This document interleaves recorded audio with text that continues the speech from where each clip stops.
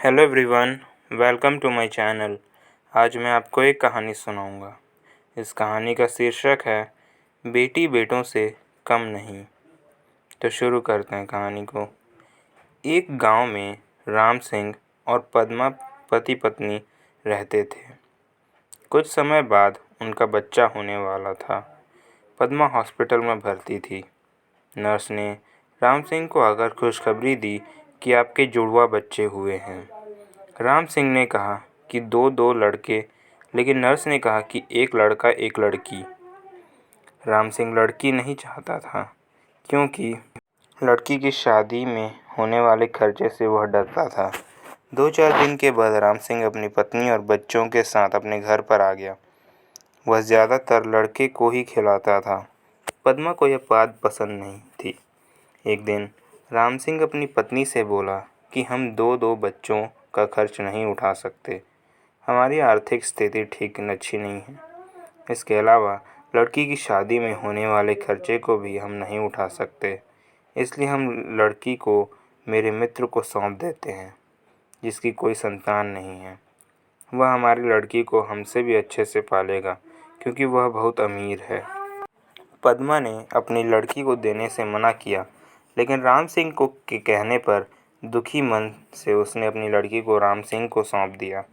राम सिंह ने लड़के को अपने मित्र की बीवी को सौंप दिया। बच्चा पाकर वह बहुत खुश हुए। इसके बाद समय बीतता गया। राम सिंह अपने लड़के को अच्छे से पाल रहा था और उसकी हर इच्छा को पूरी करता था। लड़का जब 20 वर्ष का हुआ तो उसने राम सिंह से बाइक दिलाने की जिद की। राम सिंह ने अपनी बीवी के गहने बेचकर उसको बाइक दिला दी। कुछ समय बाद उसने अपने लड़के के लिए खेत बेचकर एक दुकान खुलवा दी, जिससे वह कुछ कमाने लग गया।